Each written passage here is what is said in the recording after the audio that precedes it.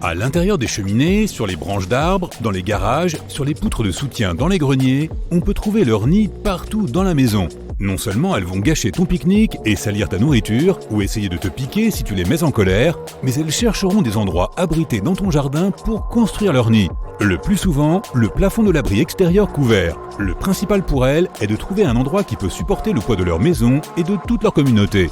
C'est en tout cas ce qu'aiment faire les guêpes à papier, l'une des 30 000 espèces différentes de guêpes.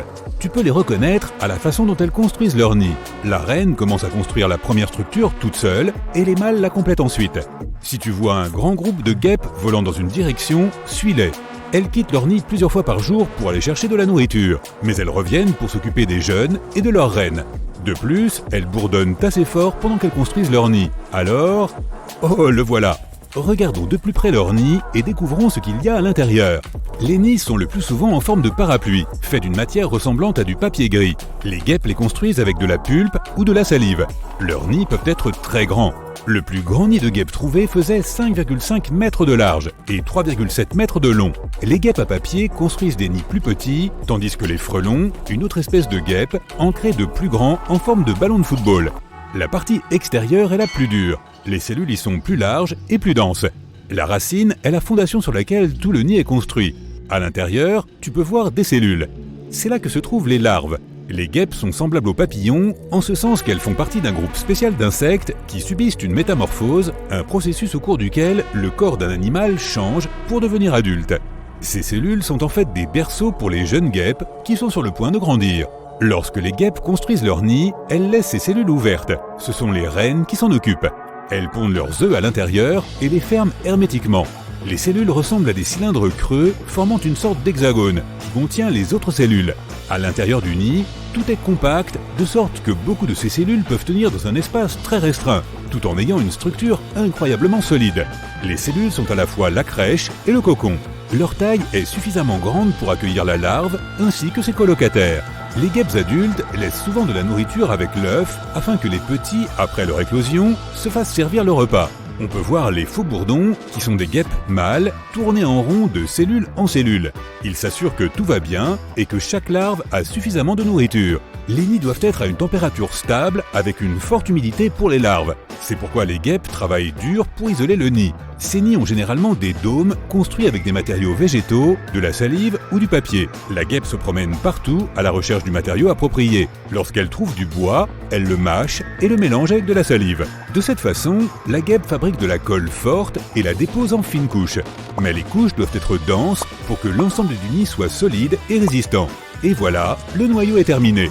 La reine emballe ensuite le nid dans une sorte d'enveloppe consistant en des feuilles légères et fines faites de pulpe macérée.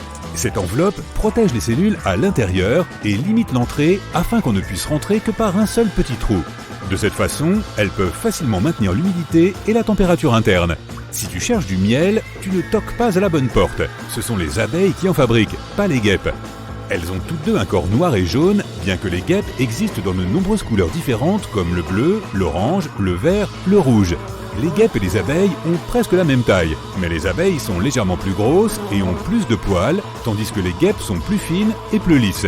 Elles ont aussi cette fameuse taille de guêpe, que leur confère leur pétiole étroit.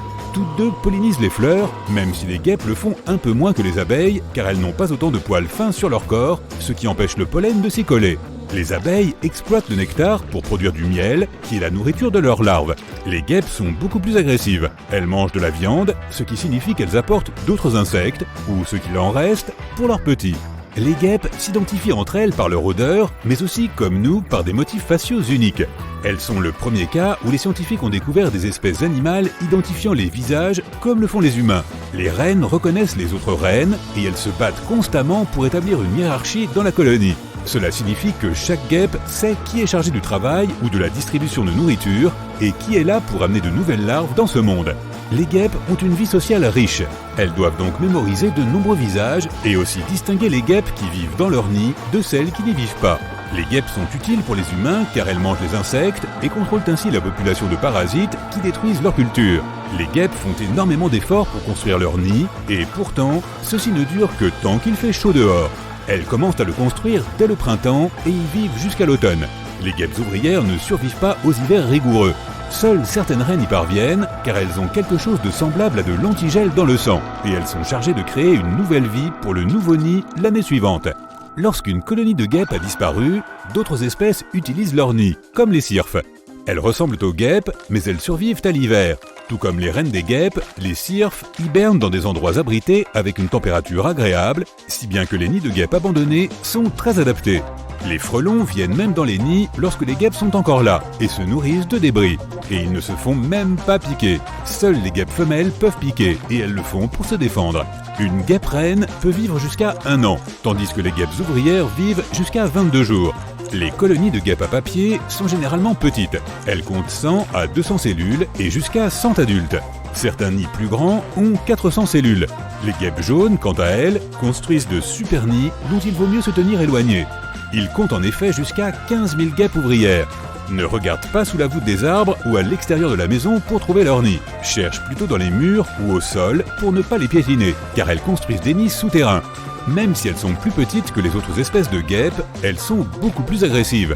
Les guêpes jaunes ont de forts instincts lorsqu'il s'agit de protéger les nids. Alors elles se fâcheront si tu violes leur tranquillité et elles essaieront de te piquer plusieurs fois. Contrairement aux abeilles qui ne peuvent piquer qu'une fois, les guêpes peuvent le faire plusieurs fois. Les abeilles plantent leur aiguillon barbelé dans ta peau, mais c'est une partie de leur corps qui contient des nerfs, des muscles et leur tube digestif. C'est pourquoi une abeille ne peut pas survivre à la perte de son dard barbelé. A l'inverse, les guêpes jaunes ne perdent rien. Et s'enfuir ne sert à rien. Elles te suivront sur plusieurs centaines de mètres si nécessaire. Si tu es près de l'eau, ne plonge pas car elles attendront patiemment que tu t'essouffles et que tu remontes à la surface. Entrons maintenant dans leur nid. C'est probablement un trou dans le sol car elles trouvent surtout des terriers abandonnés. Elles utilisent de l'argile ou de la boue pour lui donner une structure plus solide. Une ouverture t'emmènera sous la surface, dans leur fascinante ville souterraine, avec des milliers d'autres, prêts à défendre leur maison et à chasser agressivement les intrus.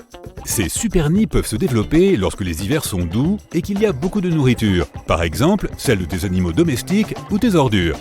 Ainsi, plus d'insectes survivront au mois froid de l'hiver. Ensuite, certaines ouvrières survivent et poursuivent toutes les opérations dans le nid, qui ne fait que s'agrandir. Ces énormes nids ont souvent plusieurs reines. Plus le nid est grand, plus elles sont occupées, donc elles sont plus susceptibles de te laisser tranquille, même si tu es dans les parages. Oh, regarde, il pleut. Cela ne les dérange pas tant que ça. Pendant les chaudes journées d'été, elles ont de toute façon besoin d'eau pour s'hydrater. Mais si la pluie devient trop forte, elle les poussera à sortir. De nombreuses espèces de guêpes sont sociales, mais il existe aussi des guêpes solitaires qui n'ont pas d'organisation sociale. Chaque femelle construit son propre nid et s'en occupe. Elles font surtout leur nid dans le sol, mais tu peux les trouver dans du bois pourri ou des tiges de plantes creuses. Une guêpe reine peut même trouver des tunnels de scarabées dans du bois mort et en faire sa maison. Elles se nourrissent de nectar et tu peux souvent les voir autour des fleurs, prenant des araignées ou des insectes comme proie pour nourrir leurs petits.